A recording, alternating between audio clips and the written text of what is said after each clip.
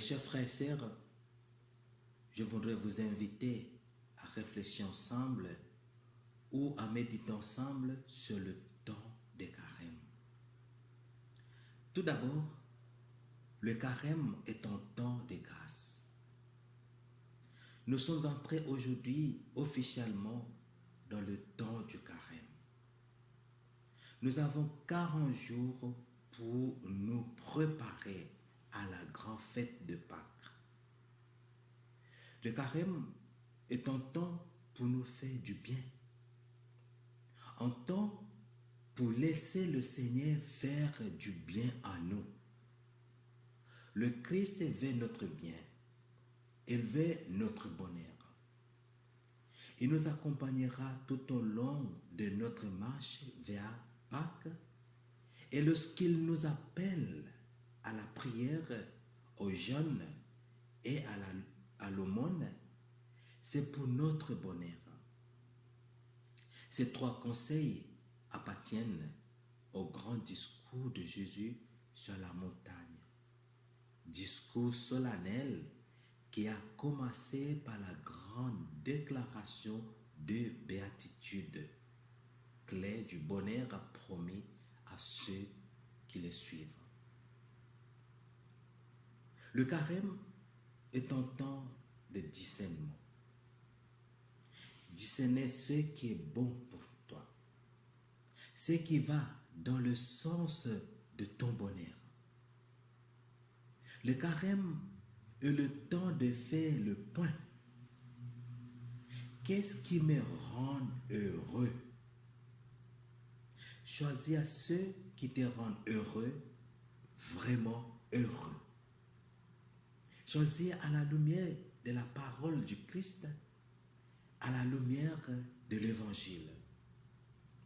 Le carême est un temps de grâce, un temps pour nous faire du bien, un temps pour choisir la vie, la vraie vie, la vie avec le Christ. On peut le discerner en couple, en famille, entre camarades, entre collègues de travail, entre chrétiens ou entre amis. Le carême n'est pas d'abord un temps de pénitence et de privation. Bien au contraire, c'est un temps pour choisir la meilleure part. Il s'agit de rejeter la marchandise et de choisir celle vrai trésor. Le carême est un temps de conversion, un temps pour revenir à Dieu et lui redonner toute sa place dans notre vie, toute sa place dans notre cœur. Le carême passe plus à l'intérieur de nous, passe plus au fond de notre cœur. C'est là le carême qui cherche de nous libérer, de retirer tous ceux qui nous rendent mal, qui nous fatiguent dans notre cœur. Nos appareils, nos voitures ont besoin d'une maintenance, d'une mise à jour. Il en est de même pour notre foi. Comme toute relation d'amour et d'amitié, elle a besoin d'entretien. Vivre le carême, c'est suivre Jésus à travers le désert. C'est là, dans le silence de notre cœur, que nous pourrons écouter la voix de Dieu. Dans le bruit de la colère, de la discrimination, de la violence familiale, de la drogue, de la vengeance, de la haine et de la confusion, n'en est pas possible. On n'y entend que des voix superficielles. La voix de Dieu, nous l'attendons en nous mettant à l'écoute de sa parole.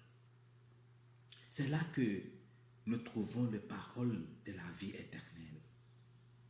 C'est là que nous trouvons la vraie source de notre vie. Quand nous les lisons, frères et sœurs, c'est Jésus qui est là.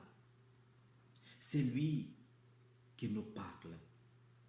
C'est avec lui que nous pourrons être victorieux de toutes les forces du mal. Dans ce désert du carême, dans ce temps de carême où nous sommes tous invités d'entrer au désert avec Jésus, nous ne sommes donc pas seuls. Jésus est là présent avec le Père et l'Esprit Saint.